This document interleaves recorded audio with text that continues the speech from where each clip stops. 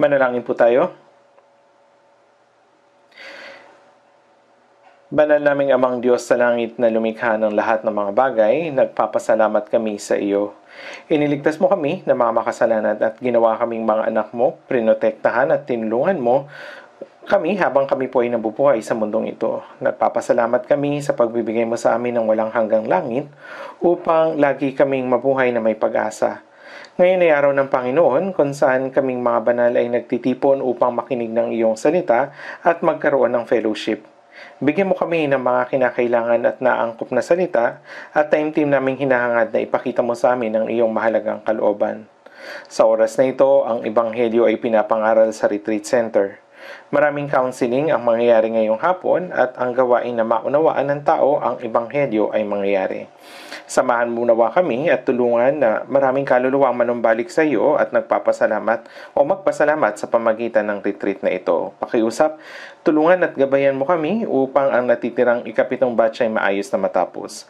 Nagsisimula na kami ngayon, samahan mo po nawa kami hanggang sa katapusan at buong puso naming inaasahan na ang iyong kalooban lamang ang maihayag. Idinadalangin namin ang lahat ng ito sa pangalan ni Jesus na sa amin ay nagmamahal. Amen. Tignan natin sa Galatia chapter 6.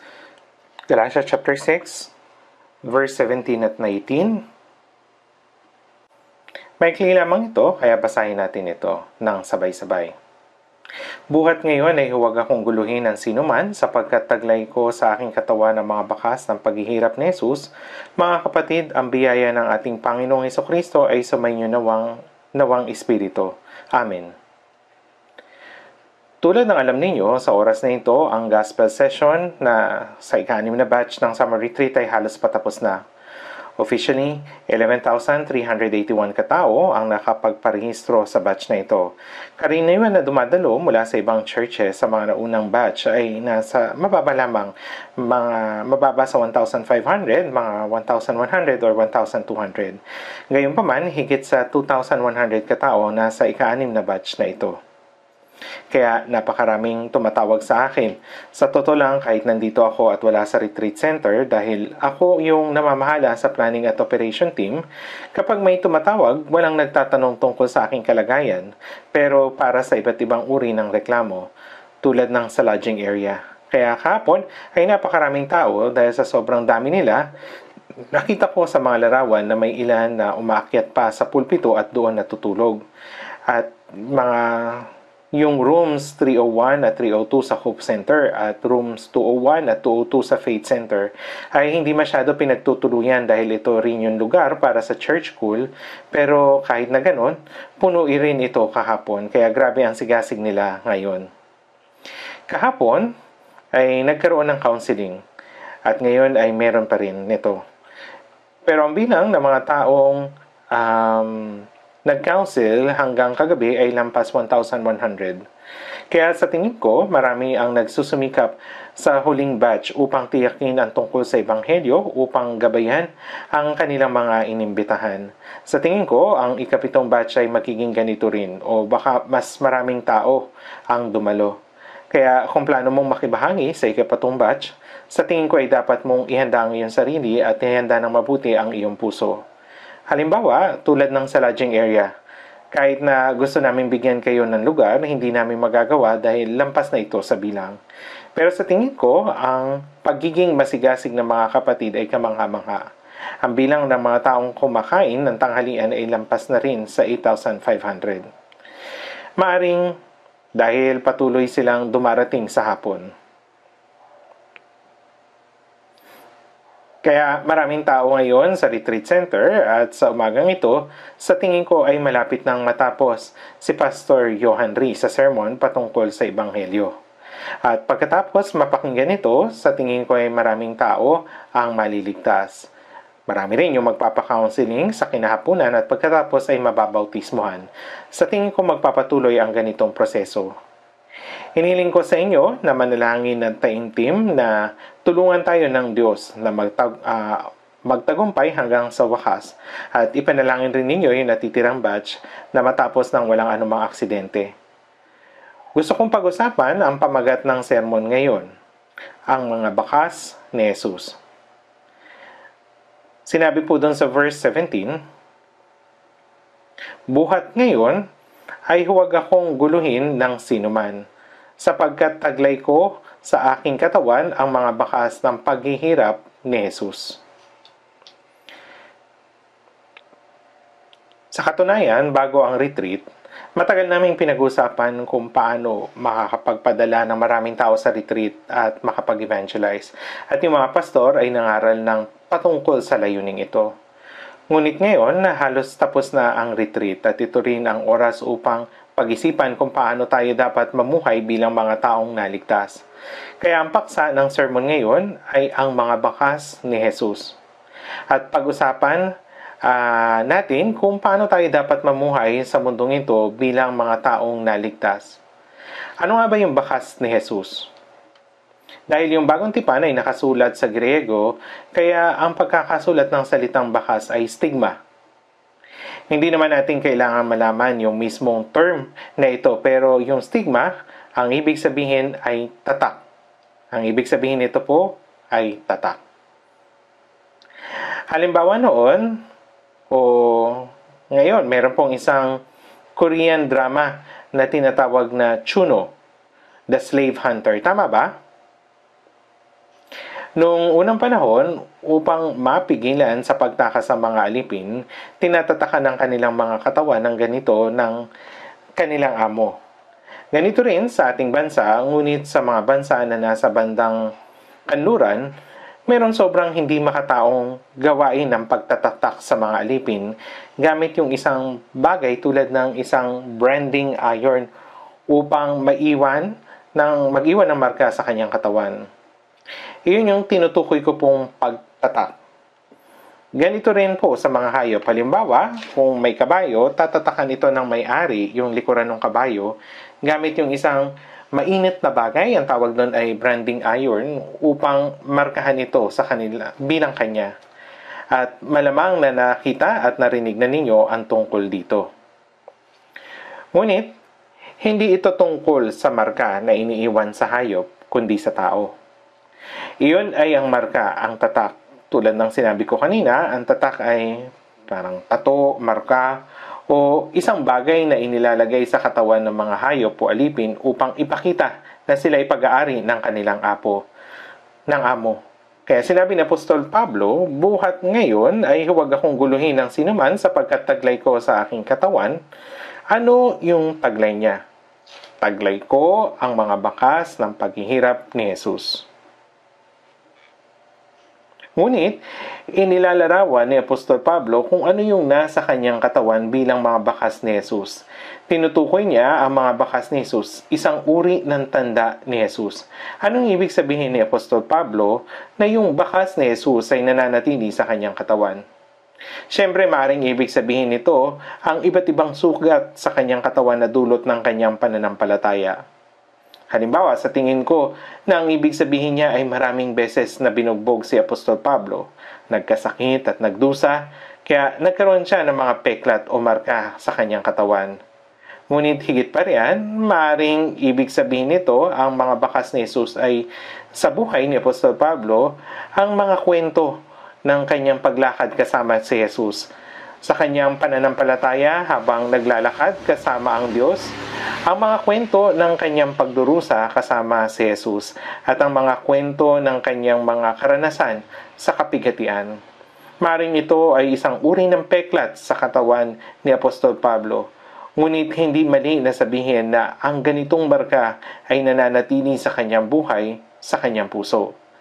Sinabi ni Apostol Pablo, "May mga bakas ni Jesus sa akin. May mga bakas na aking paglakad kasama si Jesus sa aking buhay, sa aking katawan." Ano yung maaaring ibig sabihin nito para sa kanya na magsabi ng ganito? Ipinagmamalaki ni Apostol Pablo na marami siyang kwento ng kanyang buhay kasama si Jesus. Minsan, nainggit tayo sa isang taong pinagpala sa Biblia. Hindi ko alam kung tama yung ekspresyon na ito, ngunit siya yung magnanakaw. Yung magnanakaw na ipinako sa krus sa tabi ni Jesus nang siya ay namatay. Iniisip ng ilang tao na ganito. Ito yung kanilang iniisip. Wow, ang galing ng taong iyon. Nabuhay siya ayon sa kanyang kagustuhan at bago siya namatay, nakilala niya si Jesus at napunta sa langit. Kaya ang galing. Talagang maganda ang kanyang buhay. May mga tao na nag-iisip ng ganito. Sa totoo lang, minsan nainggit din ako doon. Bakit? Gusto kong mabuhay ng komportable sa mundong ito. Mabuhay ayon sa aking kagustuhan. Gawin ang gusto kong gawin. Magsaya at magkasala.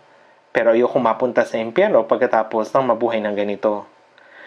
Ngunit gaano nga kaganda kung maniniwala ako kay Kristo bago ako mamatay at magpunta sa langit. May mga ganitong tao po. Sa tingin ko ay may mga tao pong ganito. Hindi. Sa tingin ko po ay may mga taong nabubuhay ng may ganitong layunin sa kanilang isipan. Ngunit mga kapatid, nagkakamali kayo. Bakit? Pagpunta natin sa langit, makikilala natin yung magnanakaw na iyon. Sabihin natin, maaari nating tanungin yung magnanakaw na iyon pagkatapos ng ating buhay. Masaya ka ba? Sasabihin niya kaya, oo, napakasaya ko na mapunta sa langit. Subalit, tiyak na ganito yung sasabihin na magnanakaw. Malungkot ako. Naaligtas na ako at nasa langit na, pero wala akong nagawa sa buhay ko. Walang kwento ng buhay ko na lumakad kasama ng Panginoon habang nabubuhay sa mundo. Nakarating lang ako sa langit dahil sa biyaya. Mabuti para sa isang tulad ko na mapunta sa langit, ngunit kapag ang iba ay nakakatanggap ng parangal sa langit, ako ay pumapalakpak lang mula sa baba. Gusto lang ba ninyo na pumapalakpak habang nakakatanggap ng gantimpala yung iba? Sa tingin ko ay hindi ito mabuti para sa akin. Halimbawa, yung Olympics po ay ginaganap ngayon, tama po ba? Kung dadalo ka sa Olympics at magkakaroon ka ng pagkakataong lumahok dito at kasali ka bilang isang atleta, at habang ang iba ay tumatanggap ng ginto, pilak o tanso na medalya, at pinapalakpakan sila, nasa kanilang spotlight at ini-interview sila, matutuwa ka ba kung ikaw ay nakatayong mag-isa sa likuran at pumapalakpak lamang? Siyempre, yung makasali sa Olympics ay isang malaking karangalan. Gayunpaman, kung kasali ka, hindi ba dapat maging isa ka sa nakatayo sa podium kahit na hindi ito yung gintong medalya? Hindi ba't iyon ang nais sa atin ng Panginoon? Nang si Jesus ay namatay sa krus, nais ba ng Panginoon na mamuhay tayo tulad ng magnanakaw na naligtas? Opo, nais niyang mapunta tayo sa langit kahit sa ganoong paraan. Ngunit masasabi kong hindi ito ang tunay na gusto ng Panginoon para sa mga taong nabubuhay pa pagkatapos maligtas gaya natin. Sa mundong ito, ang pagkakaroon ng magandang katangian ay mahalaga. Halimbawa, ang magtapos sa isang tanyag na paaralan, pagtatrabaho sa isang magandang kumpanya, pagkakaroon ng mahusay na pag-iisip, pagiging mayaman, at iba pang mga bagay, ito yung mga bagay na pinahahalagahan sa ating mundo. Tama po ba? Merong isang kasabihan sa mundo, a dirty world that only remembers the number one. If we were not number one, we are not human. Gayunpaman, para sa lahat, ang mga katangian ay mahalaga, ngunit merong isang bagay na mas mahalaga kaysa doon. Sa bawat kwento ng buhay natin, pare-parehas ba ang kwento ng lahat ng tao o hindi? Iba sa bawat tao. Maraming resulta ang pareho, ngunit walang proseso ang magkakapareho. Ang produktong ginawa sa mga pabrika na dose-dosena, daan-daan o 10,000 libo ay meron bang magkakaparehong mga detalye? Ngunit tayong lahat, wala isang nilikha na magkatulad. Hindi tayo isang produkto. Ngunit kamangha-manghang nilikha. Mga obra maestra na nilikha ng Diyos. At nais ng Panginoon na makilala natin ang ating sarili na napakagandang nilikha ng mga kamay ng Diyos bilang isang mahusay na obra maestra. Ito yung kwento ng ating buhay. Sa madaling salita, ito isang kwento ng gantimpala. Ito ay kung paano tayo lumakad kasama ng Panginoon. Ito ay kanya-kanyang gantimpala. Ang ating kaligtasan ay sa pamagitan ng biyaya. Wala tayong ginawa, ngunit ibinigay ng Diyos ang lahat sa pamagitan ng biyaya. At ibinigay ito ng Diyos sa may mga pananampalataya ng patas at ng libre. Kaya, ang kaligtasan ay sa pamagitan ng biyaya. Ngunit, ang gantimpala ay upang gantihan ang bawat isa ayon sa kanyang ginawa. Mga kapatid, makatarungan ba na pare-parehas ang kalwalhatian kahit magkakaiba ang ginawa? Hindi. Ang kalwalhatian ay hindi dapat magkapareho. Ayon sa pamantayan ng Panginoon, ang taong nagpagal ng higit ay dapat tumanggap ng higit na kalwalhatian. Sa panahon natin ngayon, ano yung hinahanap ng mga kabataan at napakasensitibo nito para sa kanila? Ito ay yung pagiging patas. Mga kapatid, kung hindi patas, ano yung nararamdaman mo sa iyong puso? Sasabihin mo ba na amen? O hindi ka masisiyahan? Hindi ka masisiyahan. Ano ang gusto mo? Gusto natin na maging patas. Ano sa palagay mo ang tunay na patas sa pananampalataya? Ito ay yung gantimpala ayon sa pagpapagal na nagawa mo. Tunay na magiging patas kapag ginantimpalahan ka ng Diyos ayon sa iyong paglakad kasama ng Panginoon. Nasa puso ni Apostol Pablo ang bagay na ito. Sa madaling salita, kailangan nating magkaroon ng maraming kwento ng buhay kasama ang Panginoon sa ating buhay. Bilang isang taong naligtas sa trabaho, madali ba o mahirap ang mamuhay bilang isang Kristiyano sa lugar ng pinagtatrabahuan niya? Tatanungin ko po kayo, mas madali ba para sa atin na mamuhay ng nakikipagsabayan o mas madaling mamuhay bilang isang totoong Kristiyano? Mas madali para sa atin ang mamuhay ng nakikipagsabayan. Hindi madaling mabuhay ng tunay bilang isang Kristiyano. Madaling lumamig ang ating puso sa trabaho, sa paaralan, sa bahay, maging sa harap ng ating mga anak, sa harap ng ating asawa. Bakit? Dahil ito ay madali para sa ating laman. Ito ay komportable, ngunit madali ba talaga? O talagang mahirap isabuhay ang salita? Napakahirap. Ngunit sa huli, iyon ay ang mahalaga. Ako ay nagtatrabaho nang ako ay naipanganak na muli at hindi madali maging isang Kristiyano sa trabaho. Hindi madaling magkaroon ng ugali ng isang taong naligtas sa loob ng paaralan. Hindi madaling palakihin ang aking mga anak bilang isang ligtas na magulang. Bilang isang ligtas na anak, ang paglilingkod sa aking mga magulang, ang paglilingkod ko sa aking mga biyanan ay hindi ganun kadali. Bakit? Dahil hindi natin kayang itago yung ating nararamdaman. Hindi natin kayang itago ang ating nararamdaman.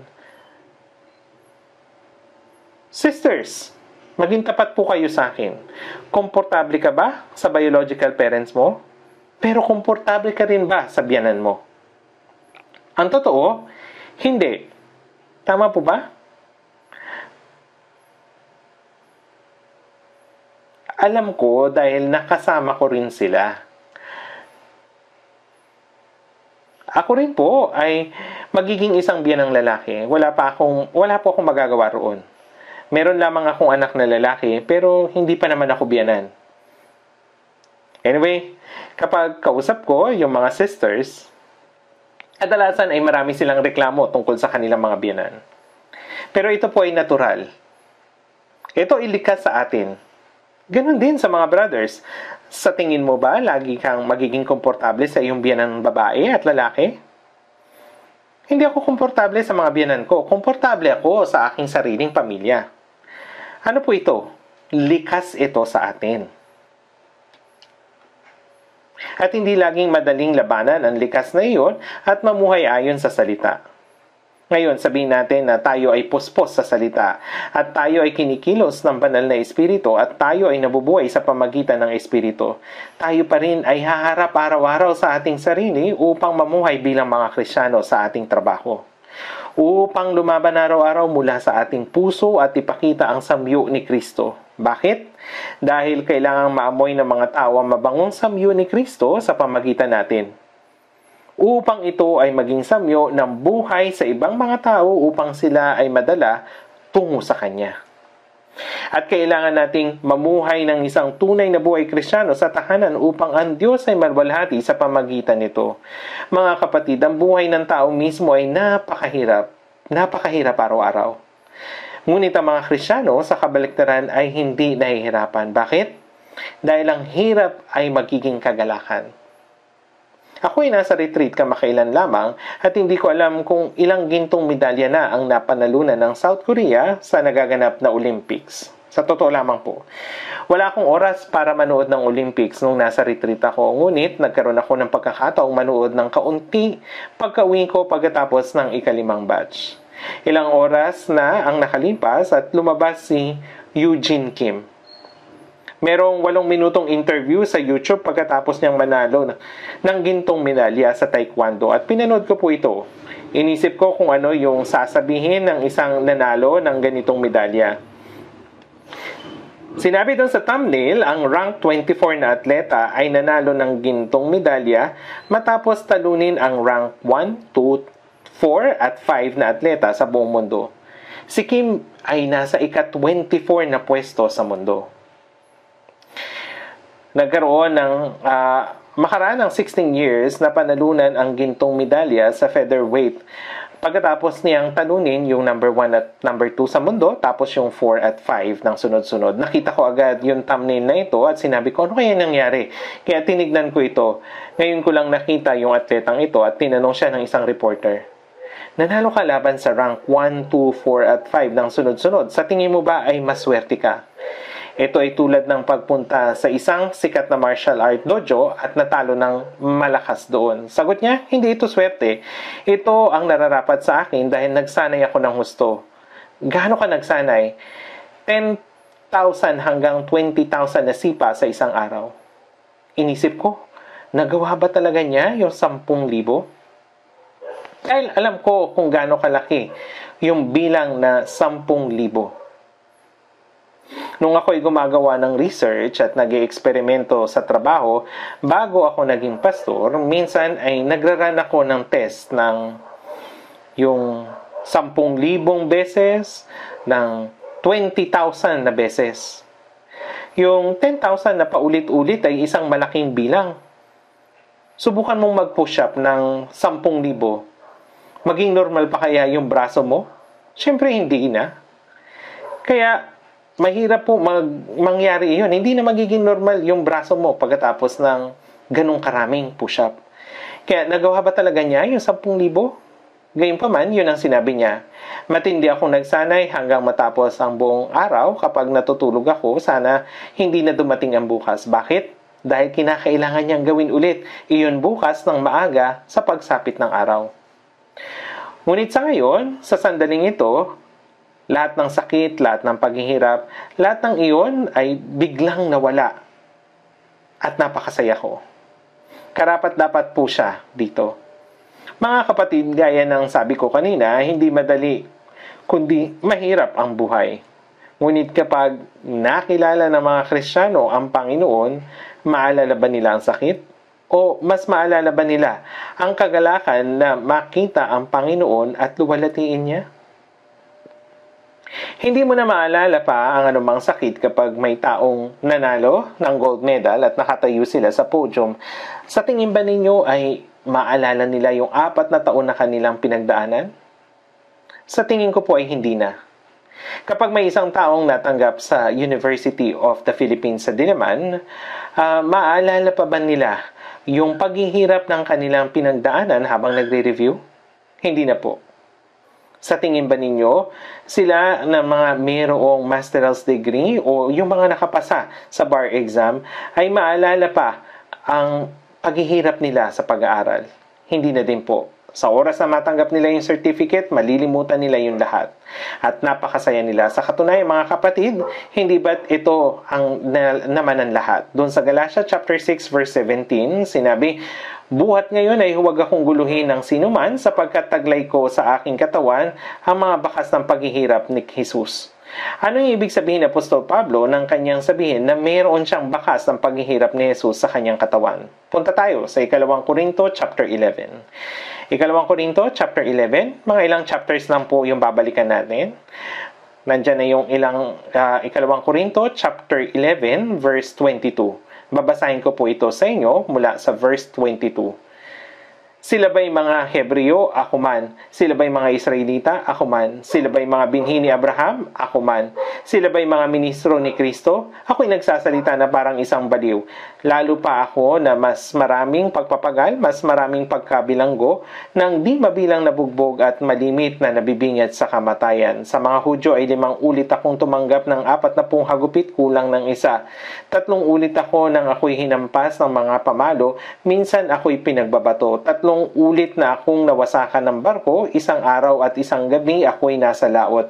Madalas na paglalakbay, nasa panganib sa mga ilog, panganib sa mga magnanakaw, panganib sa aking mga kababayan, panganib sa mga hintil, panganib sa lungsod, panganib sa mga ilang, panganib sa dagat, panganib kasama ng mga huwad na kapatid, sa pagpapagal at hirap, sa mga pagpupuyat, sa gutom at uhaw, madalas na walang pagkain, giniginawa tubad. Basahin po natin yung verse 28. Bukod sa mga bagay na nasa labas, ako'y araw-araw na nabibigatan sa alalahanin para sa mga iglesia. Sinasabi ng detalyado ni Apostol Pablo ang tungkol sa kung paano siya naglingkod kay Jesus sa paglipas ng mga taon. Sa tingin ko ay hindi mabuting tignan kung sabihin natin sa ibang tao yung mga ilang bagay na nagawa natin sa ating buhay at paano tayo naghirap at nagdusa dito. Ngunit, ayos lang ba kung sa Diyos natin ito sabihin? Opo, syempre ayos lang. Diyos, nalalaman mo kung gaano ako nagdusa. Diyos, sobra po akong naghirap. Meron din akong mga bakas. Dumalaw ko ng retreat mula 1 hanggang sa 5 batch, maliban sa 2 natitira. Meron ba kayong nakikita sa mga mata ko ngayon? First time ko pong magkaroon ng sakit na tinatawag na stye o colitis. Sa parehong mata po. Hindi mabuti yung pakiramdam ko. Yung 2 mata ko po ay may colitis. Yung katawan ko po ngayon ay hindi maganda nitong buong linggo. Alam ba ninyo kung gaano ko sinisikap na hindi magkasakit dahil sa sermon ngayon? Sinusubukan ko na hindi magkasakit pero yung katawan ko ay sobrang napagod. Pero ayaw ko itong pagmalaki. Dahil ang Diyos ang kikilala sa mga ito. Ngunit ako lang po ba? Tayo ay nagtitipon ng ilang araw po at karamihan sa mga brothers at sisters sa ating church ay nagkasakit. Yung iba ay nagka-COVID at yung iba ay nananakit yung katawan. Merong ilan na hindi naging maayos ang pakiramdam pagkatapos na makabalik mula sa retreat ng 3 gabi at 4 na araw. Ngunit bakit kaya? Nagkasakit ba tayo dahil sa paglalaro doon sa dagat? Hindi po. Ang ganitong mga kahirapan ay dumating habang ginagawa natin ang gawain ng Panginoon.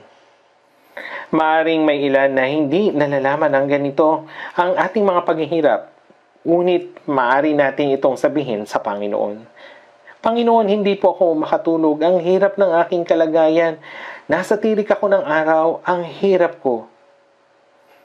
Hirap natin hindi natin kailangan po na ipagmalaki ito sa ibang tao, ngunit maaari nating sabihin ang ganitong kwento sa Panginoon. Gayunpaman, ang mga mananampalataya sa Korinto ay hindi naiintindihan si Apostol Pablo. Gaya ng nalalaman ninyo, mayroong dahilan kung bakit sinabi ni Apostol Pablo sa mga mananampalataya ng Korinto, yung unang Korinto. Ang lungsod ng Korinto ay nasa ibabaw ng mahabang lungsod o peninsula na gaya ng leeg ng bote sa Peloponnese Peninsula sa Greece. Sa kabilang banda nito ay ang Aegean Sea, Aegean, at sa kabila naman po ay ang Ionian Sea. Parang ganito po yung itsura. Merong ganitong isang lungsod na parang yung liig po ng bote. Sa kabilang banda ay ang Ionian Sea at ang Aegean Sea. Ito ay talagang mayamang lungsod na may kaugnayan sa kalakalan. Maraming mga tao yun nagtitipon doon at ang syudad na iyon ay puno ng kasalanan. Pumunta doon si Apostol Pablo, ipinangaral yung ebanghelyo, nagkaroon ng iglesia at may mga naligtas. Ngunit ang mga taong iyon ay mayayaman at mga arogante. Kaya hindi nila kinilala si Apostol Pablo. Pinuna nila siya at sinabing ang taong iyon ay ang taong nagpapangaral para magkapera. Sinabi nila iyon kahit mga ligtas na sila. Kaya sinulat ni Apostol Pablo yung unang Korinto. Kung titingnan ninyo yung unang Korinto, meron doong maraming mga insidente at problema na nangyari sa iglesia. At detalyadong sinabi dito kung ano yung dapat nilang gawin sa mga problemang ito at meron din tungkol sa pagsaway sa kanila. Nang marinig nila ito, ang mga mananampalataya ng Korinto ay nagsisi. Ang ikalawang sulat na kanyang pinadala, ito yung ikalawang Korinto. Dito, sinabi ni Apostol Pablo sa kanila, kahit na madalang niyang sabihin yung mga bagay na ito saan man, tanging sa mga mananampalataya lamang ng Korinto, na siya ay nabuhay para sa Panginoon, gaya nito. Ano yung kanyang sinabi? Lalo pa ako na mas maraming pagpapagal, mas maraming pagkakabilanggo ng di mabilang na bugbog, panganib sa mga magnanakaw, panganib sa mga kababayan, panganib sa lungsod, sa pagpapagal at hirap, sa mga pagpupuyat, madalas na walang pagkain. Bukod sa mga bagay na nasa labas, ako'y araw-araw na nabibigatan sa alalahanin para sa mga iglesia. Sa madaling salita, ako ay nananalangin para sa iyo na tumanggap ng sulat na ito. Ito yung patotoo ni Apostol Pablo. Gaano nga nakakaantig sa puso ang patotoo ito? Ngunit hindi ito naiintindihan ng tao. Pero ang Panginoon, maiintindihan ba niya ito o hindi? Naiintindihan ng Panginoon ang ating sitwasyon. Kahit na tayo inuusig at nagdurusa, habang ipinapangaral ang ebanghelyo ng Panginoon, magagawa ba natin ang gaya ng kay Pablo? Hindi. Hindi natin siya magagaya. Hindi natin magagawang maihaluntulad kay Apostol Pablo. Gayunpaman, dapat nating sundin ang ganong landas. Anong klaseng tao ba si Apostol Pablo? Sa simula, siya yung taong lubos na makasanlibutan at maayos na pinalaki. Maaring nabuhay siya ng komportable. Ito yung buhay ni Apostol Pablo. Kung tutusin, sa simula, lubos siyang makasanlibutan. Maayos na pinalaki at maaari nating masabi, napaka-komportable ng naging buhay ni Apostol Pablo. Kaya naman itong titignan natin sa Filipos chapter 3. Filipos chapter 3.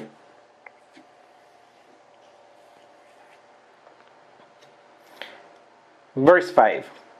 Basahin po natin yung verse 5 at 6 ng sabay-sabay. Tinuli ng ikawalong araw mula sa lahi ng Israel, mula sa lipi ni Benjamin, isang Hebreo na isinilang na Hebreo tungkol sa kautusan ay Pariseo, tungkol sa sigasig at tagausig ng iglesia, ayon sa katwirang nasa kautusan ay walang kapintasan. Una sa lahat, si Apostol Pablo ay tunay na Hudyo. Sa mga Hudyo, importante sa kanila yung bloodline. Ako ay tunay na Hudyo, tinuli ng ikawalong araw, ayon sa kasulatan, mula sa lipi ni Benjamin, isang Hebreo na isinilang ng Hebreo, mula sa lahi ng Israel. Ako noon ay isang masigasig na tagausig ng iglesia. Sa katunayan, siya ay Hudyo ng mga Hudyo. Ngunit meron siyang isang espesyal na katayuan. Yun ay siya ay isang Romano mula ng ipinanganak. Isa siyang Romano mula nang siya po ay naipanganak. Mga gawa chapter 22. Tingnan natin mga gawa, chapter 22.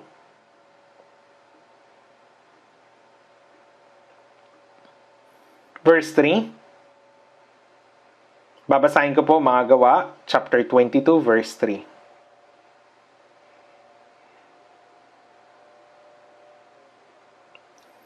Ako ay isang Hudyo na ipinanganak sa Tarso ng Cilicia, ngunit pinalaki sa lungsod na ito sa paanan ni Gamaliel at tinuruan alinsunod sa kahigpitan ng kautusan ng ating mga ninuno na masigasig para sa Diyos na tulad ninyong lahat ngayon. Sinabi niya na siya ay tinuruan ni Gamaliel. Tinuruan ni Gamaliel. Tingnan natin doon sa verse 25. Babasahin ko po at ipapaliwanag ko muli. Doon sa verse 25, verse 25, ngunit nang siya'y kanilang magapos na ang panaling balat, ay sinabi ni Pablo sa senturyong nakatayo malapit, matuwid ba sa inyo na hagupitin ng isang taong mamamayan ng Roma na hindi pa nahahatulan? Nang iyon ay marinig ng senturyon, pumunta siya sa pinunong kapitan at sa kanya ay sinabi, anong gagawin mo? Ang taong ito ay mamamayang Romano. Lumapit ang pinunong kapitan at tinanong si Pablo, sabihin mo sa akin, ikaw ba'y mamamayang Romano? At sinabi niya, oo. Sumagat ang pinunong kapitan. At sinabi ni Pablo, ngunit ako'y isinilang na mamayang Romano. Si Apostol Pablo ay namumukod tanging Hudyo sa mga Hudyo. Subalit, sa lugar kung saan siya ipinanganak ay hindi sa lupain ng Israel kundi sa lugar na tinatawag na Tarso ng Cilicia. Ang panahong iyon ay panahon ng mga Romano ay mayroong tatlong pangunahing lungsod sa gitna ng Roma. Ang unang lungsod ay tinatawag na Alexandria sa Africa at ang isa pang lungsod ay ang Tarso sa Cilicia. At may malaking lungsod kagaya ng Filipos. Anyway, ang Tarso ng Cilicia ay ang Turkey ngayon at ito ang pinakamalaking lungsod sa Asia Minor. Kaya si Apostol Pablo ay ipinanganak sa isang malaking lungsod at mayroong pagkamamayan bilang Romano. Siya ay isang Hudyo. Subalit, may pagkamamamayan sa Roma. At habang siya ay lumalaki, nag-aaral siya sa mga kautusan ni Gamaliel. Sa isang paaralan para sa mga Hudyo kung saan sila tinuturuan ng mahigpit sa kautusan. Hindi ko alam kung paano ko ito ilalarawan upang mapasimple ito. Maring kung ikukumpara ko sa ngayon, umaasa akong makakatulong po ito sa inyo upang mas madali ninyong maunawaan. Halimbawa po, ang Koreano na ipinanganak sa Amerika ay nagkaroon ng American citizenship at nakapag-aral doon sa Harvard. Siyempre, may ilan po sa inyo na maaaring isipin na yung pagkamamamayan ay walang halaga. Subalit maraming tao ang may gusto nito. Kaya siya'y Hudyo na may pagkamamamayan sa Roma at nag-aral sa pinakamataas na antas ng edukasyon. At kagaya ng lahat ng mga Hudyo, isa rin siya sa mga nanguna upang usigin ang mga iglesia. Sa madaling salita, siya ay ipinanganak na mayaman. Talagang iniinggit niya tayo kasi hindi tayo ipinanganak na gano'n. Maaaring ilan sa ating mga kapatid dito ay ipinanganak din na mayaman dahil sa ngayon, may mga magulang na maayos ang kita. Subalit, mga kapatid, bagamat nagawa iyon ni Pablo, ang kanyang puso ay matuwid sa harapan ng Diyos. Sa chapter 23, verse 1, sinabi ni Apostol Pablo, nasa aklat po tayo ng mga gawa. Kaya, maaari nating mabasa doon sa gawa, chapter 23, verse 1. Ang nakasulat nito, habang nakatitig na mabuti si Pablo sa Sanhedrin ay sinabi niya, mga Ginoo, mga kapatid, hanggang sa mga araw na ito ako'y nabubuhay ng may malinis na budhi sa harapan ng Diyos. Ito yung kanyang patotoo sa mga Hudyo sa gitna ng pag-uusig mula sa mga tao sa kanyang mga mission trip pagkatapos ng kanyang kaligtasan. Sinabi niya, mga kapatid, ako'y nabuhay. Nabuhay ibig sabihin sa lahat ng bagay at lubos ng may malinis na budhi. Kanino siya naglingkod? Sa Panginoon. Ito ay totoo. Sa madaling salita, inusig niya ang mga iglesia dahil iniisip niya na malinis ang budhi niya na ang pag-uusig sa iglesia o pagsang-ayon sa kamatayan ni Deacon Esteban ay paraan upang paglingkuran ang Diyos.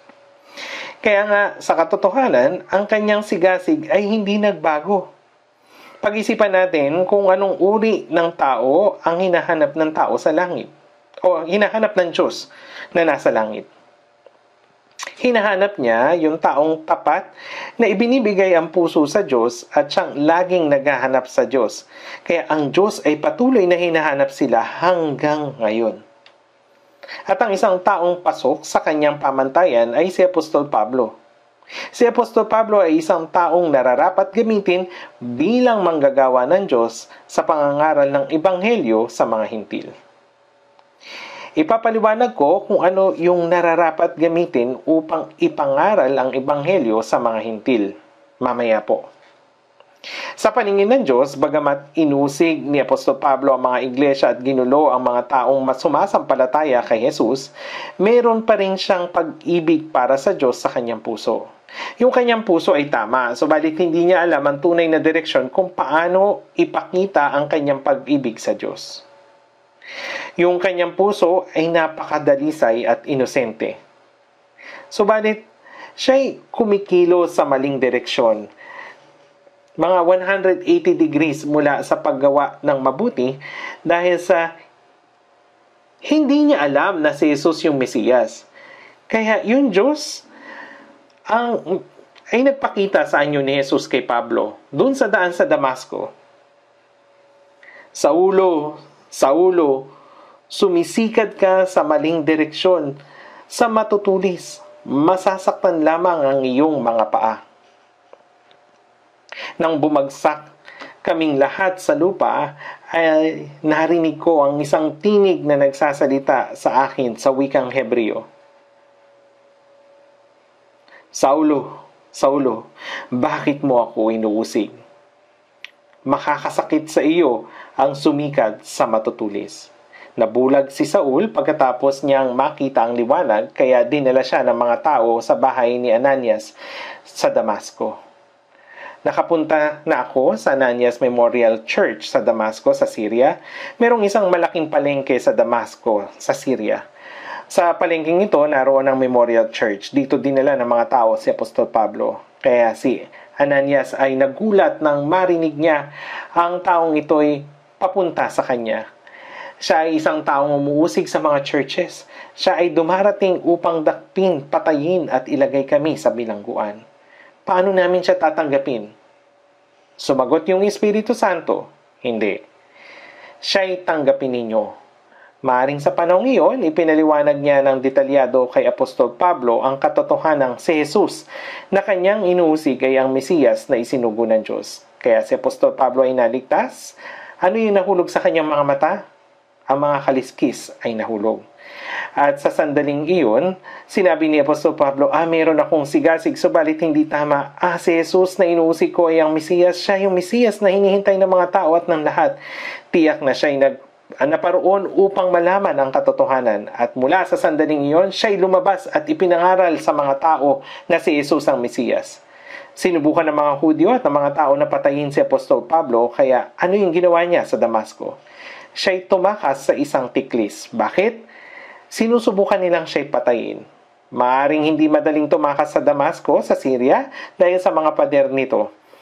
Kung pupunta kayo roon, naroon pa rin yung mga labi. Ang makasaysayang lugar na iyon ay naroon pa rin. Kaya merong Memorial Church. Si Apostol Pablo ay isang matapang na tao na tumakas sa isang tiklis pababa sa pader ng Damasco. Mula noon, ang buhay ni Apostol Pablo ay nabago. Nang sinabi ng Diyos kay Apostol Pablo ng panahong yun, pumunta ka sapagkat siya'y isang kasangkapang pinili ko upang dalhin ang aking pangalan sa harapan ng mga hintil at ng mga hari at ng mga anak ni Israel. Bakit? Mga kapatid, ang pagkakaroon ng pagkamamamayan sa Roma ay isang napakalaking kapangyarihan. Maaari kang malayang makapaglakbay sa kung saan man. Maaari silang malayang maglakbay sa imperyo ng Roma at laging protektado ng kanilang batas. Walang sino mang maaring manakit sa mga mamamayan ng Romano. Halimbawa, nang buhat-buhat ni Jesus yung kanyang krus, siya'y natumba ng ilang beses, kaya isang sundalo ang nagsabi kay Simon na taga Cirene, ang ama ni Rufo, buhatin mo ito. Kaya bigla niyang binuhat ang krus sa halip na si Jesus at nagtungo sa Golgota. Alam niyo ba kung bakit? Oo, ang isang taong hindi mamamayan ng Roma ay kailangang sundin lahat ng utos mula sa mamayan ng Roma. Kaya nga binuhat niya yung krus. Ito yung batas sa panahong iyon. Ang ama ni Rufo ay hindi Romano, kaya kailangan niyang buhatin ang krus dahil sinabihan siya ng sundalong Romano na gawin iyon. At nang si Apostol Pablo ay usigin, siya'y dumulog sa emperador at kay Cesar. Kaya nga yung gobernador at yung mga tao ay natakot. Kaya prinotektahan nila si Pablo. Prinotektahan ng batas.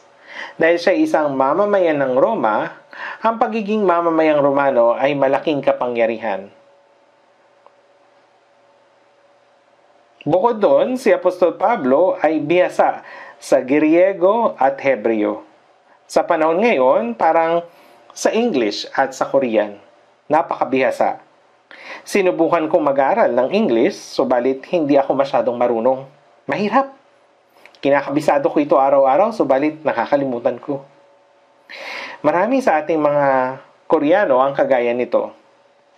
Maaaring tayong bumili ng isang bagay, magmaneho at mag-order sa pamagitan ng simpleng mga pangungusap sa English dahil maaari naman tayong magkabisado ng ilang pangungusap. Subalit sa katotohanan, pagkatapos makipag-usap sa isang dayuhan, pagkalipas lamang ng 3 minuto, wala na tayong masabi. Nang ako'y nagtatrabaho pa, nagkaroon ako ng pagkakataon na makipag-usap sa mga dayuhan. Ang karaniwan naming sinasabi ay, nice to meet you, fine, thank you, at pagkatapos wala na kaming masabi. Wala nang salitang lumalabas sa bibig ko, bagamat sa isip ko maraming salitang tumatakbo. Sangayon ba kayo? Bagamat yung grammar ay mali, maaari natin itong subukang sabihin.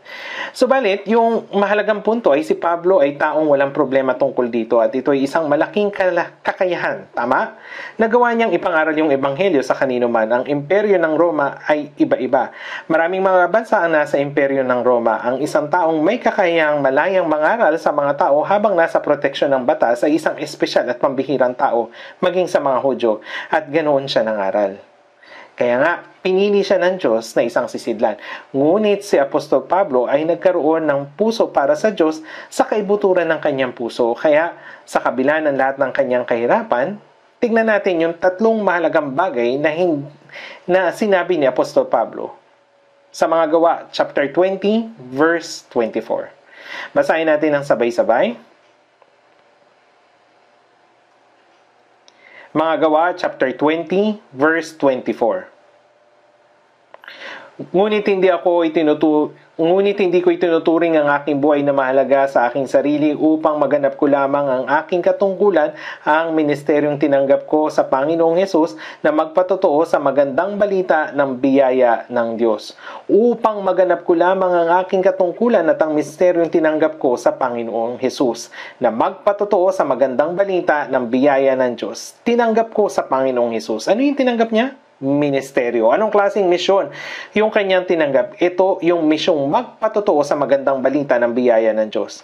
Si Apostol Pablo ay orinahal na pangunahing makasalanan na umuusig sa iglesia. Pangunahing makasalanan na maaring nasa unahan siya kung pupunta siya sa impyerno. Ngunit si Apostol Pablo na nagsabing siya ay manggagawa ng Diyos sa pamagitan lamang ng biyaya ay nagsabi rin na tinanggap niya ang ministeryong ito mula sa Diyos. Anong ministeryo? Na magpatotoo sa magandang balita ng biyaya ng Diyos. Upang maisakatuparan ng misyon nito, siya ay humayo kung saan-saan. At ano yung nasa kaibuturan ng kanyang puso habang nangangaral? Ngunit hindi ko itinuturing ang aking buhay na mahalaga sa aking sarili. Ibig sabihin, hindi niya itinuturing na mahalaga ang kanyang sarili dahil hindi siya takot mamatay. Wala siyang anumang pakialam sa kanyang sarili dahil hindi siya takot mamatay. Ngunit ginawa ang kanyang buong makakaya. At minsan, habang ginagawa ito, gaya ng sinabi ko kanina, siya hinahampas ng pamalo, nakaranas ng panganib sa magnanakaw, pinagtaksila ng mga kapatid at nakaranas ng panganib sa mga huwad na kapatid. Inusig siya ng maraming mga bansa at pinagbabato at tinapon sa labas. At kung minsan siya rin ay gutom. Maaring minsan masagana siya sa pagkain, minsan naman ay masaya, kasama ng mga kapatid, ngunit maraming beses din siyang mag-isa, malungkot at nagdadalamhati. Ngunit para sa kanya, ang gawin ng gawain yon, ang gawain na ipinagkatiwala sa kanya, sa atin ng Diyos, ay ang pinakamabuting ministeryo. Ito yung sinabi ni Apostol Pablo. Habang siya ay nagpapatuloy sa takbuhin ito, ano sa tingin ninyo ang nabuo sa puso ni Apostol Pablo? Ang pagkakataon na lumakad siya kasama ng Panginoon. Yung mga panahon na pinotektahan ako ng Diyos, nang ako ay nasa matinding kahirapan at kapagatian. Yung mga panahon na inaliw ako ng Diyos at yung mga panahon na ako ay masaya kasama ng mga kapatid. Mga kapatid, habang nasa retreat, hindi ba masaya na makipag-fellowship sa mga brothers at sisters? Masaya po. Nadagdagan nga po yung aking timbang. Isang araw, kumain ako ng paan ng baboy. Sumunod, kumain naman ako ng manok. Susunod, jadyang yun. At talagang nadagdagan yung aking timbang. Ngunit, pagkatapos ng ilang mga araw, nawala lahat ng iyon. Wala nang masasaya pa talaga doon. Saang lugar pa sa mundo magagawa ninyong maihayag ang inyong buong puso habang nag-fellowship ng may tawanan at halakhak? Walang ibang lugar sa mundo. Bakit? Dahil tayo ay napapalibutan ng mga taong hindi nais maging Kristiyano. Sinabi ni Apostol Pablo na ginawa niya ang lahat ng iyon. Tingnan natin sa Filipos chapter 3.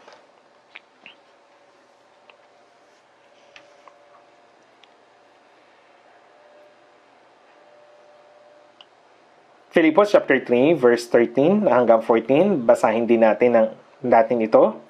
Mga kapatid, hindi ko pa inaaring naabot ko na, ngunit isang bagay ang ginagawa ko. Nilimot ko na ang mga bagay na nasa likuran at tinungo ang mga bagay na hinaharap. Nagpapatuloy ako tungo sa mithiin para sa gantimpala ng dakilang pagtawag ng Diyos kay Kristo Jesus. Mga kapatid, alam ba ninyo kung gaano kahalaga ang salitang kapatid? Minsan ko na itong nasabi sa ating Sagro Fellowship, ngunit minsan hindi ko namamalayan na ipapahayag ko ang mga bagay-bagay na ganito. Sa retreat center, nakikilala natin yung maraming tao, tama? Merong mga tao na nakilala natin sa loob ng isang taon, yung iba naman sa loob ng maraming taon. Kaya minsan ay patago kong itinatanong, paano ko sila tatawagin? Diakono ba o brother? Dikonesa ba o sister? Siya ay isang brother. Siya ay isang diakono. Diakono ba o brother? O siya ba yung men's group leader? Dahil sa palagi nating sinasabi ay naririnig yung mga ganong bagay, minsan ay bigla kong naisip na brother lang ba yung tawag sa isang kapatid na hindi kabilang sa isang ministry? Dahil may posisyon ba tayo sa church? Tayo ay tinatawag ng mga pastor, evangelist, group leader, diakono at iba pa. Ngunit lahat tayo ay mga brothers at sisters. Gaano nga kahalaga ang salitang brother at sister? Iyon ay tumutukoy sa iniwalay na grupo ng mga banal na tao ng Diyos na tinubos ni Jesus sa kanyang sariling dugo. Binayaran ng kanyang dugo at naging kanyang mga anak. Anong salita ang higit pa sa brother at sister? Kaya minsan may mga pagkakataong gumagamit tayo ng ibang mga salita para tawagin ang isa't isa, ngunit sa ating puso dapat nating tandaan na hindi ibig sabihin na dahil walang ministry yung isang kapatid ay tatawagin lang siyang brother. Dahil walang ministry ay tatawagin lamang siyang sister. Yung brother at sister ay napakahalagang mga salita. Sinabi ni Apostol Pablo, mga kapatid, hindi ko pa inaaring naabot ko na, Ngunit isang bagay ang ginagawa ko. Nililimot ko ang mga bagay na nasa likuran at tinutungo ko ang mga bagay na hinaharap. Nagpapatuloy ako tungo sa mithiin para sa gantimpala ng dakilang pagtawag ng Diyos kay Kristo Jesus. Para saan nabubuhay si Apostol Pablo? Sa gantimpala. Siya ay nabubuhay para sa gantimpala. Si Apostol Pablo ay nabubuhay para sa gantimpala. Ay siyang nagsabi ng mga salitang ito bago siya namatay para kay Kristo. Sinabi niya ito bago siya namatay para kay Kristo. Para kay Kristo. Tingnan natin sa 2 Timoteo chapter 4. Buksan natin. 2 Timoteo chapter 4 verse 6 hanggang 8. Babasahin ko po 2 Timoteo chapter 4 verse 6 hanggang 8. Tungkol sa akin, ako'y ibinuhos na tulad sa inuming handog at ang panahon ng aking pagpanaw ay dumating na. Nakipaglaban ako ng mabuting pakikipaglaban na tapos ko na ang aking takbuhin. Iningatan ko ang aking pananampalataya at kaya mula ngayon ay nakalaan na sa akin ang putong ng katwiran na ibibigay sa akin ng Panginoon na tapat na hukom sa araw na iyon. At hindi lamang sa akin kundi sa lahat din naman ng mga naghahangad sa kanyang pagpapakita. Ako'y ibinuhos ng tulad sa inuming handog. Yung 2 Timoteo, ang huling aklat sa Biblia na isinulat ni Apostol Pablo. Ito ay naitala bago siya pugutan ng ulo sa Roma. Ako ay nakapunta na dun sa Roma. Nakita ko yung Coliseo at yung Triumphal Arch na itinayo ni Constantine the Great. Ngunit higit sa mga ito, may 3 bagay akong nais makita. Una, nais kong makita yung Triumphal Arch na itinayo ni Titus na siyang nagwasak sa Israel noong AD 70 sa kasagsagan ng Jewish War. Matatagpuan ito sa loob ng Coliseum. Hindi yon madalas puntahan ng mga tao. Ito ay kapareho ng hugis ng Independence Arch sa Korea. Kaya nais ko itong makita. Pangalawa ay yung catacomb. Ito yung libingan kung saan nakatira yung mga Kristyano noong 1st century. Sila ay namuhay doon sa catacomb na hindi nasisikatan ng araw. Kaya nais ko itong bisitahin. At panghuli ay yung lugar kung saan pinugutan ng ulo si Apostol Pablo. Isang mamamayan ng Roma, si Apostol Pablo, kaya siya ay pinatay sa pamagitan ng pagpugot ng ulo. Si Jesus ay hindi siya mamamayang Roma. Siya ay kabilang sa mga sinakop. Kaya, siya ay ipinako. Si Apostol Pedro, siya rin ay hindi mamamayan ng Roma, kundi kabilang din sa mga sinakop. Kaya, siya ay ipinako sa krus ng pabaliktad. Gayunpaman, si Apostol Pablo ay isang mamamayan ng Roma, kaya siya ay pinugutan. Ano yung lalabas mula sa lalamunan ng tao kapag siya ay pinugutan ng ulo? Dugo. Kapag pinugutan siya ng ulo, lalabas yung dugo. Yung inuming handog ay yung pagbuhos ng dugo sa Diyos. Si Apostol Pablo ay nagsasalita tungkol sa kung ano ang mangyayari sa kanyang kamatayan. Ako'y binuhos na tulad sa inuming handog, ibinuhos na inuming handog. Ibig sabihin, yung kanyang dugo ay lalabas sa kanyang lalamunan at bubuhos at yung panahon ng kanyang pagpanaw ay dumating na. Ibig sabihin, nangyari na ang kanyang kamatayan at ipinahayag niya ang kanyang dugo, ang mainit na dugo na ibinuhos bilang inuming handog. Naganap na ang aking kamatayan. At patuloy niyang sinasabi, nakipaglaban ako ng mabuting pakikipaglaban, natapos ko na ang aking takbuhin, iningatan ko ang pananampalataya. Mga kapatid, hindi ba naantig ang inyong mga puso sa verse na ito? Nakipaglaban ako ng mabuting pakikipaglaban, natapos ko na ang aking takbuhin. Ako ay nasa tapat na ng finish line. At paano ko ginawa ang aking pananampalataya? Iningatan ko ito. Umaasa ako na ang lahat ng nakikinig ngayon ng sermon ay magkaroon din ng ganitong patotoo. Umaasa ko na walang mapapahiya pagharap natin sa Panginoon dahil sa pakikipagsundo sa mundo, sa pera, at sa kapayapaan ng mundo. At sinabi niya,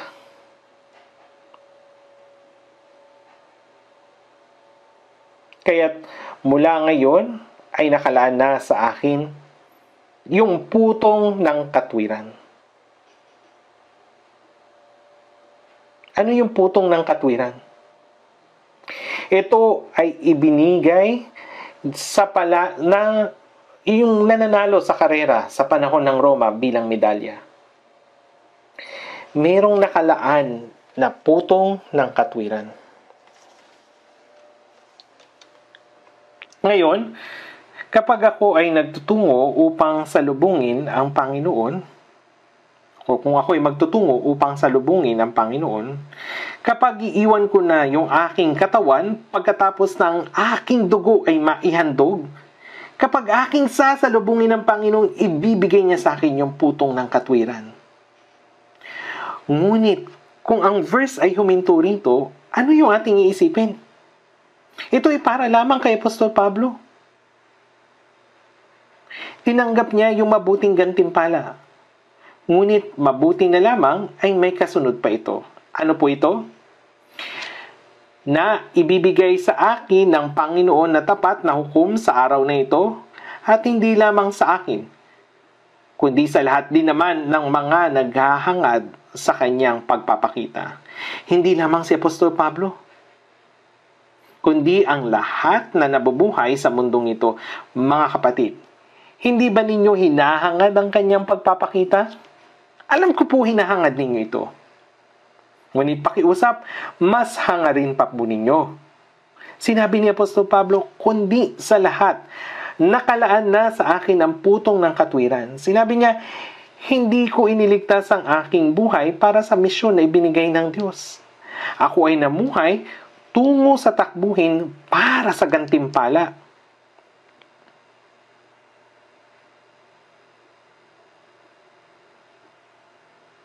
Ang aking buhay ay malapit nang matapos at akin nang makikita ang Panginoon at ang putong ng katwiran ay ibibigay sa akin. At hindi lamang sa akin, kundi sa lahat din naman na mga naghahangad sa kanyang pagpapakita. Mga kapatid, maraming kwento si Apostol Pablo na kasama niya ang Diyos sa kanyang buhay. Ngunit sa Biblia, maraming tao ang sinamahan din ng Diyos. Hindi lamang si Apostol Pablo. Napakaraming tao ang sinamahan ng Diyos. Pag-isipan natin yung ilang mga halimbawa na sinamahan ng Diyos. Sa Hebreo chapter 11, mula dun sa verse 4, Hebreo chapter 11,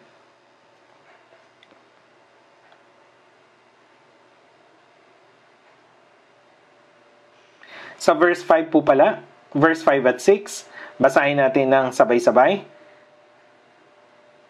Sa pananampalataya, si Enoch ay dinalang paitaas anupat hindi na niya naranasan ang kamatayan. Hindi na siya natagpuan sapagkat siya'y kinuha ng Diyos, sapagkat bago siya dinalang paitaas, pinatotohanan na ang Diyos ay nalugod sa kanya. At kung walang pananampalataya, hindi maaaring kalugdan ng Diyos, sapagkat ang sino mang lumalapit sa Kanya ay dapat sumasampalatayang may Diyos at Siya ang tagapagbigay gantimpala sa mga masigasig na humahanap sa Kanya. Mga kapatid, ang kwento tungkol kay Enoch ay nasa Genesis chapter 5. Ito ay nasusulat. Pinatotohanan na ang Diyos ay nalugod sa Kanya sa pamagitan ng pananampalataya. Ngunit mga kapatid, si Enoch ay nasulat sa Biblia ng ganito. Si Enoch na anak ni Enoch si Matusalem. Naging anak niya siya nung siya ay 65 years old. At hanggang doon ay normal siyang namuhay. Ngunit lumakad si Enoch na kasama ng Diyos pagkatapos na maipanganak si Matusalem ng 300 taon. At nang siya ay 365 years ay kinuha na siya ng Diyos. Ano yung ibig sabihin ng lumakad kasama ng Diyos pagkatapos maipanganak si Matusalem? Mas maganda kung ito ay ating pag-usapan ng detalyado ngunit maiksi lamang. Nang maipanganak si Matusalem, siya ay nagkaroon ng dakila at tapat na pagbabago sa kanyang puso. Ang kahulugan ng pangalang Matusalem ay kahatulan ay darating sa pagkatapos ng kanyang kamatayan. Kagaya ng inyong nalalaman, si Matusalem ay nabuhay ng pinakamahabang panahon. Siya ay namatay sa edad na 969. Ito ay noong 600 years si Noe. Sa Biblia, Kung ating susumahin ang kanilang mga edad, eksaktong 969 si Matusalem ng 600 si Noe. Siya ay nabuhay ng pinakamahabang panahon dahil ang Diyos ay nagtiis upang bigyan ng pagkakataon si Noe na ipangaral ang ebanghelyo. Gayunpaman, si Enoch ay naniwala sa kanyang puso na kapag ang kanyang anak na si Matusalem ay mamatay na, ay hahatulan ng Diyos ang mundo. Ito ay nakasulat sa Judas. Judas verse 14 at 15, hayaan ninyong basahin ko po ito. Sa Judas 14 at 15, nabasahin ko po ito.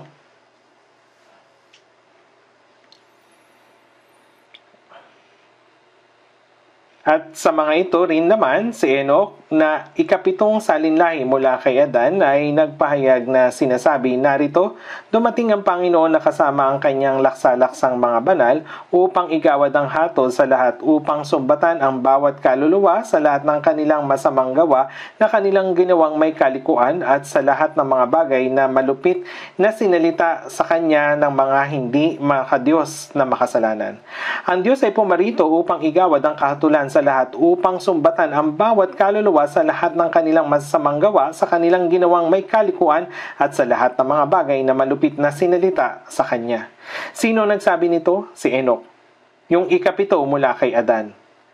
At sinabi ng Biblia, si Enoch ay lumakad kasama ng Diyos 300 taon pagkatapos niyang magkaroon ng anak at pinatotohanan na kinalugdan siya ng Diyos. Ito ay nasulat. Ano ang dahilan? Bakit siya binigyan lugod ng Diyos? Ito ay dahil sa paghukom. Nalalaman niya mayroong paghukom. Sa katunayan, ay mayroong oras na ang lahat ng tao ay pinarusahan sa pamagitan ng paghukom sa panahon ni Noe. Ang ating henerasyon ay kagaya ng henerasyon ni Noe, tama po ba? Sa panahon iyon ay humatol ang Diyos gamit ang tubig, ngunit ano yung pinopropesiya ng Diyos tungkol sa paghukom niya sa ating henerasyon? Kanyang pinopesiya na siya ay hahatol sa pamagitan ng apoy. Nakikita natin ang salitang ito sa Biblia at ito ay ating nalalaman at pinag-iisipan. Ngunit mayroong ibang mga kapatid na nag-iisip kagaya nito. Ang kwentong ito ay nabanggit ng 30 years, 20 years o 10 years na nakalipas. At ngayon din, hindi ko alam kailan siya darating. Sa katunayan, pagkatapos na tayo ay magkanak, iniisip natin, makakapasok pa ba siya sa elementarya? At naisip ko rin, makakapag-asawa pa ba ako? Bakit? Nang marinig ko po ito noong 1980s, iniisip ko, siguro darating na ang Panginoon kahit ako ay hindi pa naikakasal. At pagkatapos ng maikasal, iniisip ko, makakapag-kinder pa ba yung anak ko? At siya ay nakapasok sa kinder. Oo, ganito pa rin yung aking pag-iisip. Kaya't maraming mga kapatid na kasabay kong ikinasal ang nagkaanak ng isa lamang. Pero pagkatapos, nagkaroon din ng pangalawang anak. Mga kapatid, ang rason kung bakit nabuhay ng ganoon si Enoch ay napakalinaw. Siya ay naghanda para sa paghukom ng Diyos. Ganon din naman tayo. Meron pong isang tao, doon sa Hebreo 11, siya ay kilalang tao. Verse 24 hanggang 26.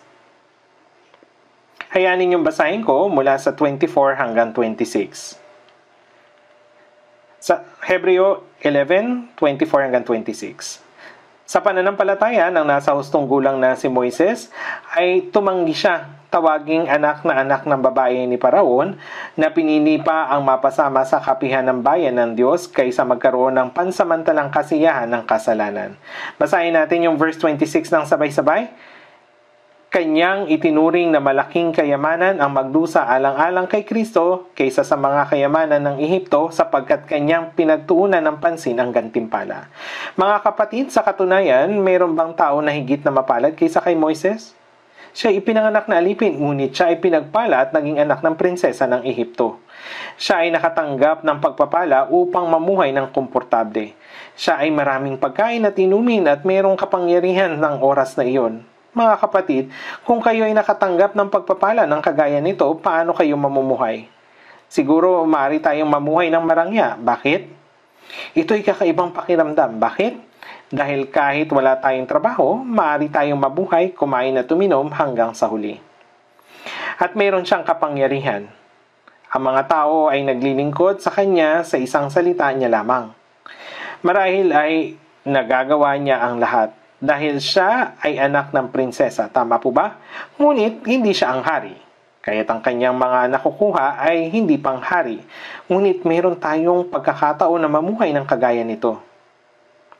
Maaring mayroong mga kapatid na nakatanggap ng mabubuting bagay na ibinibigay sa kanila sa pamagitan ng pagpapagal ng kanilang mga magulang. Tama po ba? Maaring mayroong mga kapatid na hindi ito tinatalikuran. Bakit? Sa tingin ko, hindi marami kundi kakaunti ang nag-iisip ng ganito. Ngunit mga kapatid, magtatapos kaya ang ating buhay na ako ay mapalad? Kung nagsaya si Moises dahil sa pagpapalang pisikal, maring hindi siya naisulat sa Biblia. Ngunit ano yung kanyang tinitignan? Nalaman niya na siya ay isang Hebreo. Ang kanyang ina ay si Jochebed. Nang marinig ko yung isang himno na antig ang aking puso. Ang pamagat ay ang awit ni Jochebed. Siguro yung mga batang miyembro ay alam ito. Sa tuwing maririnig ko ang kantang ito, nakakaramdam ako ng kirot sa aking puso. Naisip ko, ano kaya yung puso ni Jochebed habang kanyang pinapaanod si Moises sa isang basket? Ngunit mga kapatid, alam ni Moises na siya ay isang Hebreo.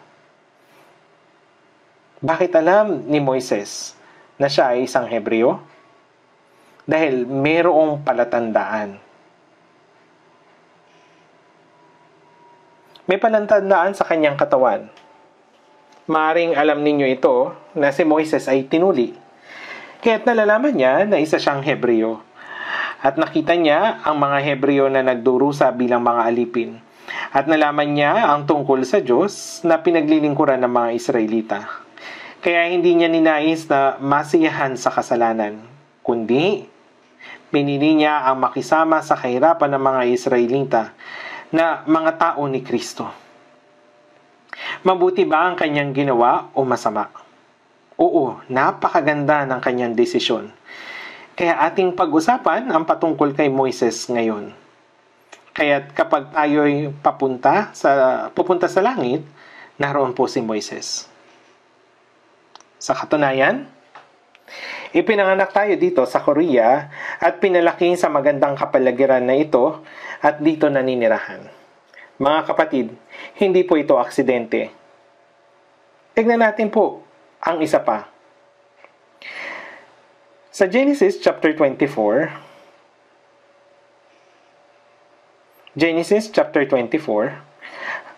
verse 58.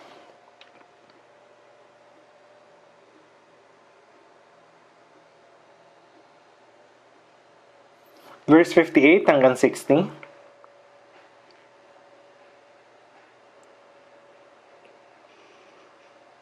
Babasahin ko po. At kanilang tinawag si Rebecca at kanilang sinabi sa kanya, "Sasama ka ba sa lalaking ito?" At sinabi niya, "Sasama ako." Kaya't kanilang pinasama si Rebecca sa kanilang kapatid at ang kanyang tagapag-alagang kasama ang alipin ni Abraham at ang kanyang mga tauhan. At kanilang binasbasan si Rebecca at sinabi niya sa kanya, "Kapatid namin, maging ina ka nawa ng libo-libo at makamitang iyong binhi ang pintuang bayan ng mga napupuot sa kanila." Bakit si Rebecca? Mga kapatid, napag-isipan ba ninyo ito? Madali bang maipaasawa kay Isaac o mahirap? Sa mata ng mga tao, maaring napakahirap mamili. Bakit? Dahil hindi niya pa siyang nakakaharap o nakikita man. Gayunpaman, kilala niya ang Diyos at naniwala siya sa Kanya, kaya sumama siya sa Kanya. Ang madaling bagay para sa Kanya ay mag-asawa ng mga lalaking taga-lugar nila. Marahil ito yung pinakamadaling pagpilian. Subalit, nang tanungin siya, "Sasama ka ba sa lalaking ito?" Sumagot siya, "Sasama ako." Sumama siya ayon sa pananampalataya. Mga kapatid, maraming ayaw magpakasal sa panahon natin ngayon. Tama? Bakit? Pakiramdam nila ay napakahirap nitong gawin. Pero kung hindi sila magkakana, wala silang pagkakataon na maging isang ina. At hindi sila magkakaroon ng pagkakataon na maging isang ama. Kung hindi sila magiging isang ina, hindi nila maunawaan ng lubos ang tungkol sa Diyos. Opo, ang panganganak ay talagang mahirap, gayon din ang pagpapalaki sa mga anak. Mahirap po. Ang paglilingkod sa biyan ng lalaki o babae ay mahirap din. Ang paglingkuran ng asawang lalaki, pati ang kanyang pamilya ay mahirap din. Subalit mga kapatid, puro lamang ba iyon pait at kahirapan? Bakit hindi ninyo maintindihan na sa pamagitan ng ganitong kahirapan ay higit ninyong matututuhan ang tungkol sa Diyos? Bakit hindi ninyo maintindihan na sa pamagitan nito ay magkakaroon kayo ng masaganang espiritual na pagpapala? Nauna ko pong nabanggit, ang buhay ni Job bilang Kristiyano ay hindi madali. Hindi madali ang mabuhay na ipapakita ng maayos ang buhay Kristiyano bilang isang Kristiyano. Gayunpaman, hindi ninyo po ba naisip na mga ito ay nakakapagbigay luwalhati sa Diyos at hindi tayo tatayong nakakahiya sa harapan ng Diyos? Hindi madaling mabuhay bilang isang Kristiyano sa mundong ito. Mahirap mabuhay na ibinabahagi ang samyo ni Kristo. Madali ang mabuhay sa komportable at katamtaman. Ito ay napakadali at komportable na makipagkompromiso at makihalo sa mga tao at magkunwaring hindi Kristiyano. Ngunit walang kalwalatian sa ganitong uri ng buhay. Ang mga atletang lumalahok sa Olympics, hindi ba nila ginagawa ang lahat nilang makakaya para manalo sa medalya at tumayo sa podium? Hindi ba't natural na magkaroon ng ganitong hiling? Nabubuhay tayo talaga sa mahalagang katapusan ng panahon. Alam ko na ang mga brothers at sisters ay ginagawa ang makakaya upang makapag-evangelize ng maraming tao. Nakatanggap ako ng maraming tawag mula sa mga kapatid tungkol sa mga summer retreats. Alam nila, akala nila ay nasa retreat center ako. Pastor, pakigawa po ito. Pastor, pakigawa yung ganito. Lahat ng mga iyon ay maalab na mga kahilingan, pero nagtataka po ako kung may mga tao na nag-iisip ng ganito. Ayos lang sa akin na makadalo sa Olympics. Ayos lang sa akin, basta makapunta sa langit. May ganito po ba na nag-iisip? At ang panahon kung saan tayo nabubuhay, ang panahon ng Laodicea. Sapagkat sinasabi mo, ako'y mayaman at naging mariwasa at hindi ako nangangailangan ng anuman. Hindi mo nalalaman, ikaw ay aba, kahabag-habag, marilita, bulag at hubad. Ito'y nakasulat sa Apocalypse chapter 3 verse 17. Natatakot po ako na baka meron tayong gaya nito sa loob natin. Baka meron tayong ganito sa ating mga puso. At pag-isipan natin ang tungkol sa bagay na ito ng saglit. Meron pong dalawang accounts. May iba na nag-iisip ng bangko kapag narinig nila yung salitang account. Meron po kayong bank account, hindi po ba? Siyempre, yung iba po ay wala. At saan pa po tayo merong account? Doon sa langit. Heaven's account. Dapat nating ilipat ang marami sa mga bagay natin sa account natin sa langit. At hindi magtatakpal, kakatagpuin na natin ang ating Panginoon. Sinabi ng Panginoon, papahiran ng Diyos ang bawat luha sa kanilang mga mata. Sinabi sa kanya ng Panginoon, magaling, mabuti at tapat na alipin. Naging tapat ka sa kakaunting bagay, pamamahalain kita ng maraming bagay. Pumasok ka sa kagalakan ng iyong Panginoon. Tatanggap tayo ng isa sa dalawang evaluation na ito. Sa paanong paraan ninyo pa gusto tatagpuin ng Diyos? Sabihin sa iyong magaling, mabuti at tapat na alipin, pumasok ka sa kagalakan ng iyong Panginoon. Nais po ba ninyong marinig yung ganitong evaluation? Kahit na hindi ako kilalanin ng iba, sinasabi ng Biblia, ngunit kapag ikaw ay naglimos, huwag mong hayaang malaman ng iyong kaliwang kamay ang ginagawa ng iyong kanang kamay. At ang iyong ama na nakakakita ng mga lihim ay gagantimpalaan ka. Sa mga sandaling nananalangin ako ng taimtim sa Panginoon, sa mga panahon na lubos lamang akong umaasa sa Diyos, at lahat ng mga bagay ay inihanda ko na para sa Diyos, ipinangako ng Diyos na lahat ng ito ay kakalkulahin at gagantimpalaan. Ang tunay na podium ay nasa langit. Ang kalwalatian ng gintong medalya sa sa mundong ito ay panandalian lamang. Gayunpaman, para makatanggap ng gintong medalya sa mundong ito, yung mga atleta ay nagsasanay at talagang nagpapagal. Kaya kung pag-iisipan natin ang tungkol sa walang hanggang gantimpala na matatanggap natin mula sa Panginoon, anong uri ng pamumuhay ang dapat nating ipamuhay? Noon, pinipilit ng ating bansa na sanayin ang mga atleta na magsanay para sa Olympics. Pero hindi na natin ito ginawa sa ngayon. Kaya inaasahan ng iba na hindi maganda yung magiging performance ng ating bansa. Pero nakakagulat, magaling ang ginawa ng mga Korean athletes nitong Olympics. Kaya nga may isang article na sumuri sa dahilan nito. Sinabi na marami sa mga kabataan ngayon ang nagtatakda ng sariling nilang mga goal at talagang nagsisikap para maabot iyon na hindi kailangang ipilit ng iba. Kaya mistulang nagkukulang ang mga kabataan sa panahon ngayon, pero sa katotohanan, hindi iyon ang problema. Sa tingin ko ay gayon din sa ating pananampalataya. Marahil ay maraming tao ang masigasig sa Diyos at hinahanap ng Diyos ang gayong klase ng tao. Umaasa po ako na itong kahilingan na ito, malaki man o maliit, ay sa ating mga puso. Umaasa po ako na maraming tao mula sa atin ang may pagnanais na ibigay ang kanilang buhay sa Panginoon. Lumakad ng kasama ng Panginoon at gumawa ng mga kwento kasama ng Panginoon hanggang sa tumayo tayo sa harapan niya. Kaya umaasa po ako na makakaharap tayo sa Panginoon ng may kagalakan. Tayo na mga nabubuhay sa katapusan ng panahon ay maraming bagay na kailangang gawin. Makakaharap ba tayo sa Panginoon ng may kagalakan? Umaasa po talaga ako na makakatayo tayo sa harapan ng Panginoon sa ganitong paraan. Nawa po ang bawat isa sa atin ay makaharap sa Panginoon ng may kagalakan. Ito po yung pag-asa ko. Lahat tayo ay makatayo sa harapan ng Panginoon sa ganitong paraan. Ngayon po'y manalangin na tayo.